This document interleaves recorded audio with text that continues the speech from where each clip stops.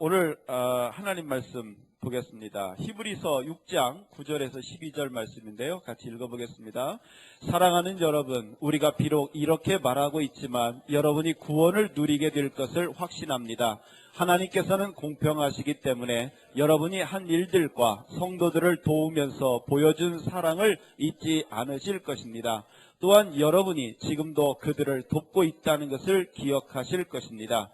우리가 바라는 것은 여러분이 앞으로도 이와 동일한 부지런함을 보여주어 여러분이 가지고 있는 소망을 끝까지 확신하는 것입니다. 게으름 피우지 마십시오. 믿음과 인내를 가지고 나아가면 하나님께서 약속하신 것을 받게 될 것입니다. 아멘.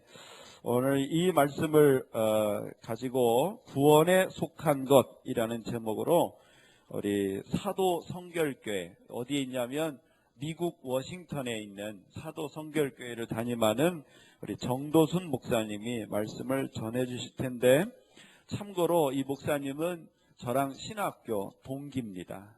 그래서 혹시라도 저에 대한 폭로가 있을 수 있지만 다 과거의 일이라고 저를 이해해 주시기를 바라고 오늘 말씀 은혜 많이 받으시기를 바랍니다. 우리 환영하는 박수로 맞이하겠습니다.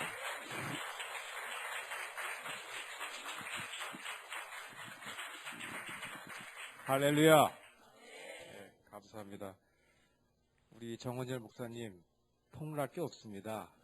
워낙 재학 시절에 또 여러분 보시는 것처럼 뛰어난 지력과 또 인품으로 모든 우리 동료 학우들에게 존경을 받은 목사님입니다. 제가 우리 정원열 목사님 목회하시는 우리 행복해지는 교회 와서 말씀을 전하게 되어서 얼마나 감사한지 모르겠습니다.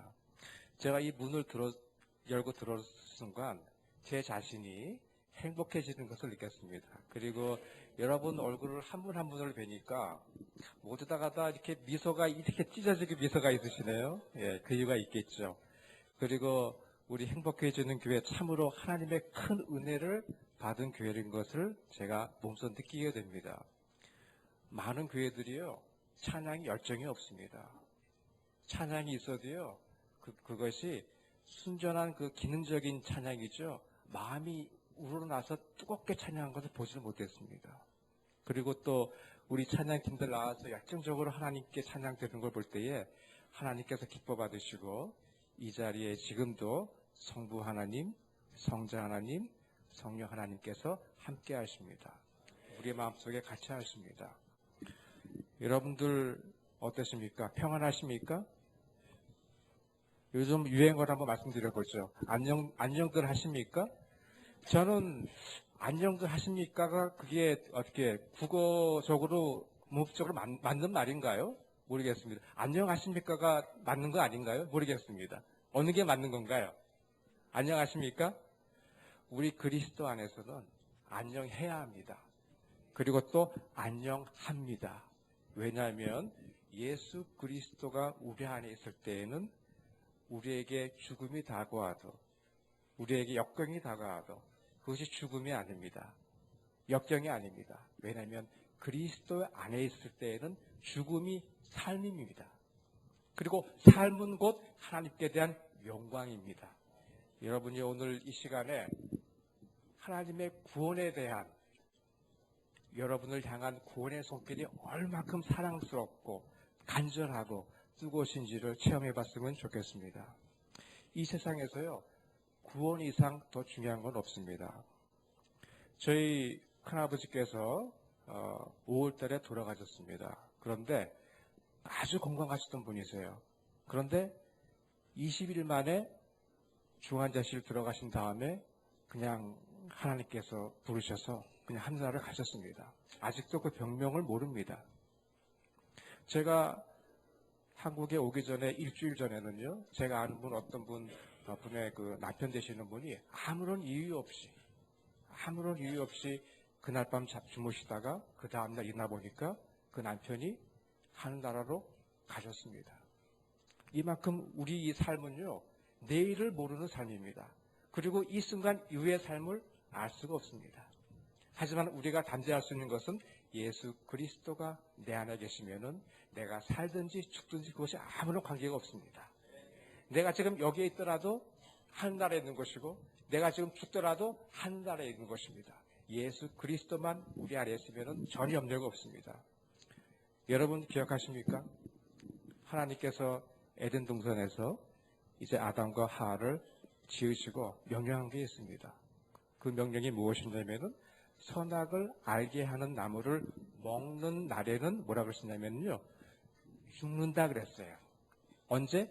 먹는 날에는 죽는다 그랬어요. 그런데 뱀이 찾아왔죠. 뱀이 찾아와서 하와를 유혹합니다.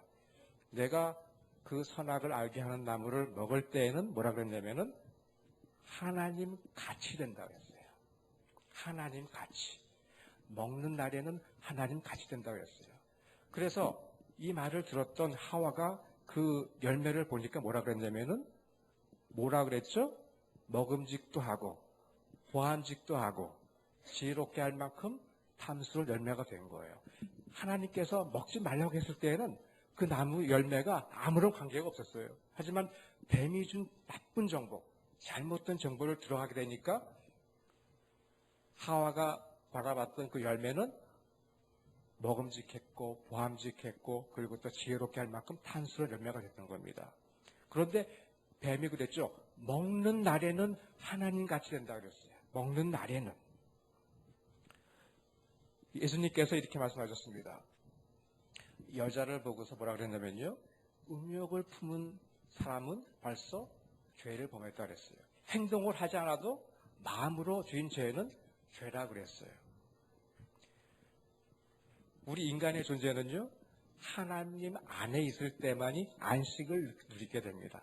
하나님 안에 있을 때만이 평안이 있습니다. 하나님 밖에 있을 때는요, 안식과 평안과 안전이 없습니다. 그러나 하나님을 모르는 사람들은 하나님 밖에 있어도 전혀 관계가 없습니다.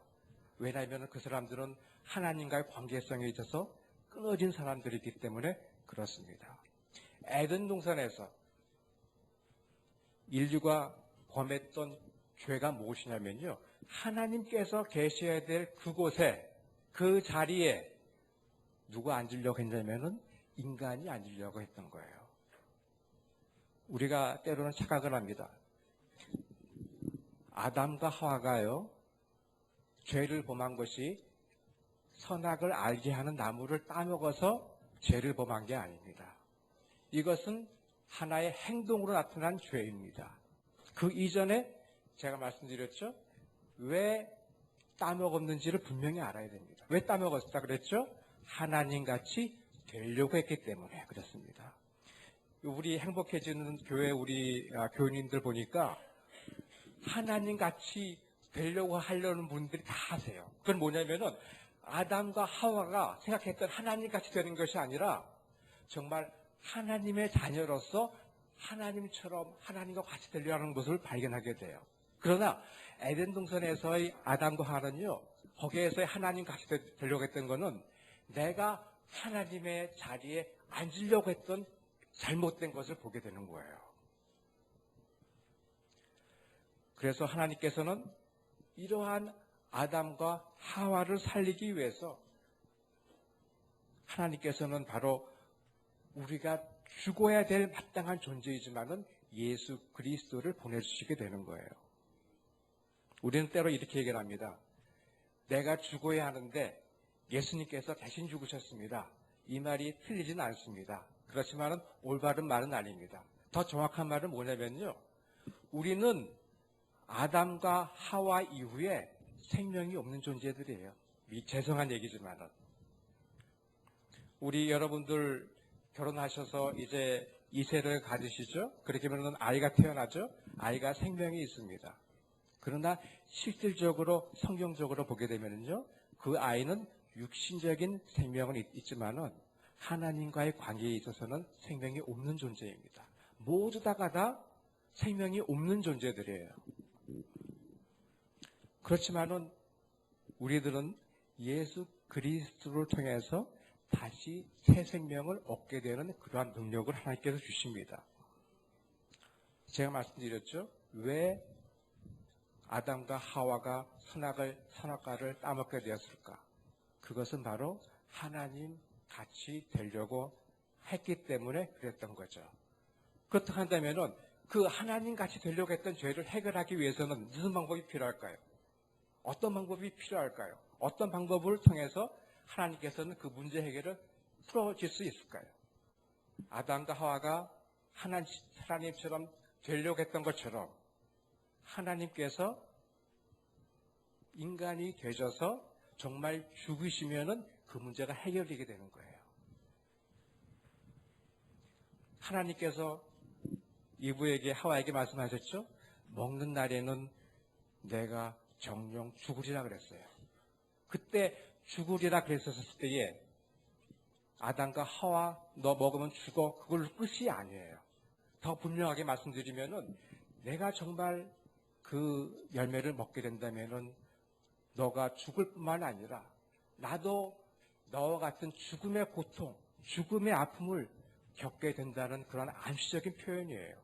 그러니까 하나님께서 먹는 날에는 내가 죽으리라 했을 때에는 아담, 하와 너 먹으면 죽어 그것이 아니라 내가 그것을 먹게 되면은 나도 죽는 것 같은 고통을 마음을 느낀다는 것을 표현하고 있어요. 여러분들 혹시 공공의 적이라고 하는 영화를 보셨는지 모르겠어요. 주연 배우가 이성재라고 하는 배우였는데 이성재 씨가 이제 그 공공의 적을 다 촬영한 다음에 그 아버지를 모시고 이제 그 시사회에 갔다는 거예요. 그런데 그 시사회에 아버지뿐만 아니라 아버지의 친구도 같이 모시고 가셨어요. 그런데 그 영화 시사회가 다 끝난 다음에 그 아버지께서 이성재 씨한테 뭐라고 말씀해 주냐면은 다음부터는 그런 영화 찍지 말라 그렇게 말씀했대요. 그 영화가 어떤 영화냐면요.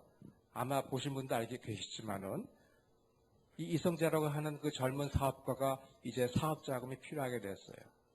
그래서 이제 아버지 어머니의 돈을 이제 훔치는 그러한 이제 일을 하게 되는데 그 아버지 어머니가 그 재산을 전부 다 이제 이 자선기관에 이제 헌납하기 위해서 서류를 준비하는 과정에 그 아들이 아버지 어머니의 집에 가서 아버지 어머니를 죽이는 그러한 영화예요.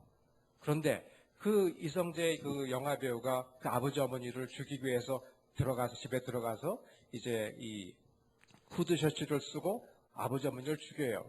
그런데 그 어머니는 자기를 죽이는 사람이 누군 줄 알아요. 자기의 아들이었어요.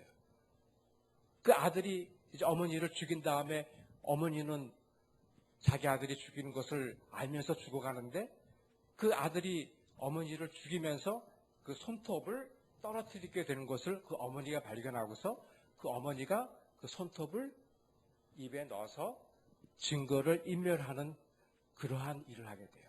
그 어머니는 자기를 죽이는 그 아들에게까지 그 아들이 손톱을 발견하게 되면은 범인인 것을 발견하게 되기 때문에 그 어머니는 그 손톱을 먹는 마지막까지의 자식 사랑을 보여주게 돼요.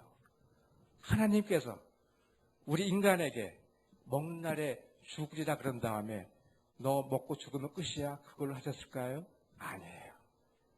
우리가 하나님처럼 되려고 했던 것처럼 하나님께서는 우리의 인간의 모습으로 오셔서 우리에게 하나님의 사랑을 보여주신 거예요. 아까 우리 자매님 하나님의 이름이라 그랬죠. 그 하나님의 이름이 뭐냐면요. 제가 준비해왔는데요. 요게 하나님의 이름이에요. 이게 무슨 글자인 것 같으세요? 구약 성경이 히브리어로 써 있죠. 이게 히브리어예요. 히브리어에는 왼쪽에서부터 오른쪽으로 읽어가게 돼요. 그러니까 왼쪽부터 읽어가게 되면은 이 글자가 하나님의 이름이에요. 모세가 시내산에서 당신의 이름이 무엇입니까? 그랬을 때에 하나님께서 알려주신 이름이 바로 이 이름이에요. 이 이름. 이 이름이 어떤 이름인 줄 아세요? 놀라운 이름이에요. 대단한 이름이에요. 사랑의 이름이에요. 구약과 신약을 이어주는 놀라운 이름이에요. 이 이름의 뜻을 알고 계시는 분 계세요? 제가 오늘 말씀드릴게요.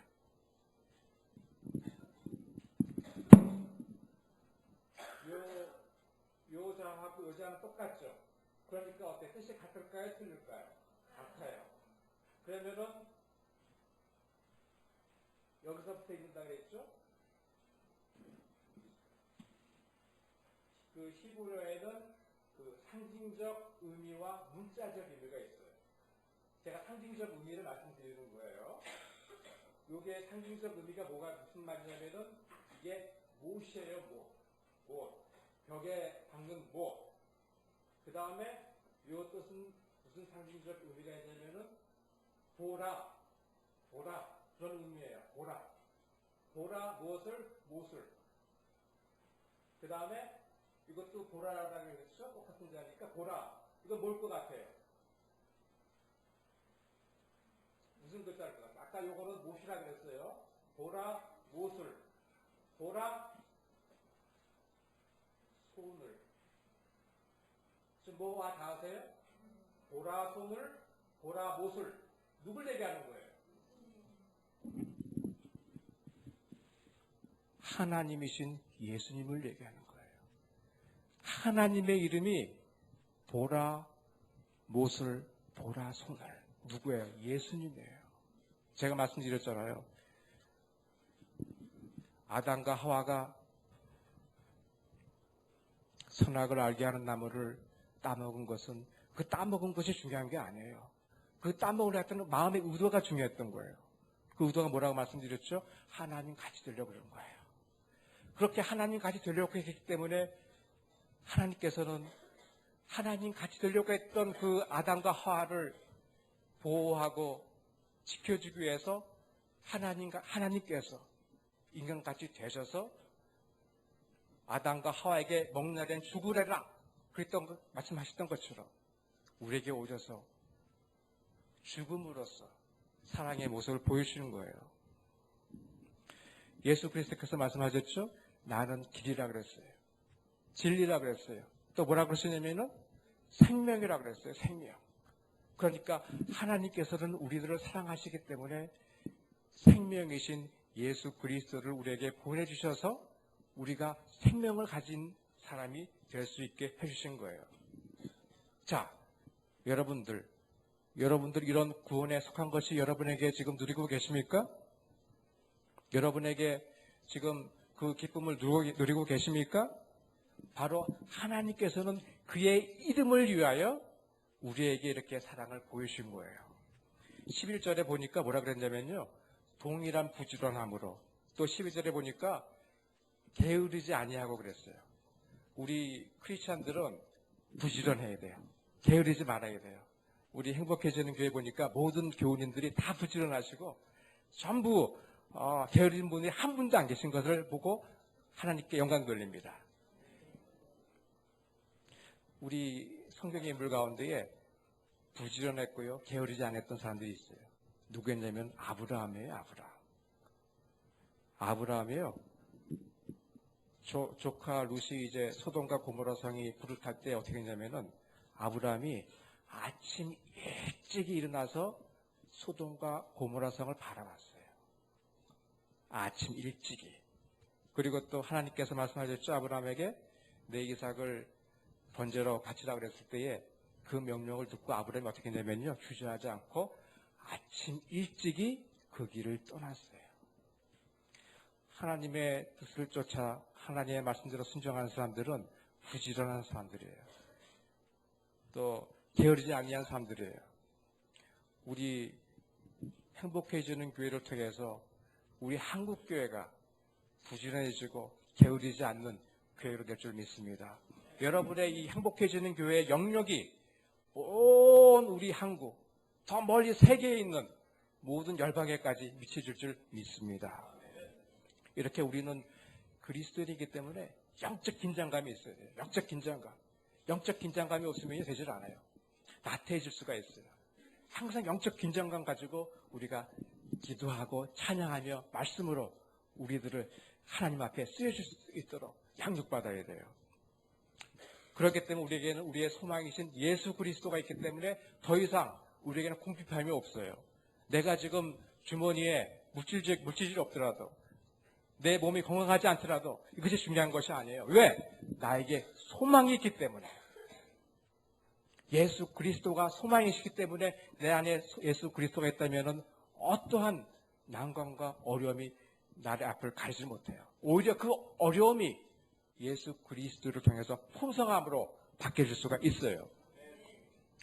구약을 보게 되면은요, 사르밧이라는 과부가 나요.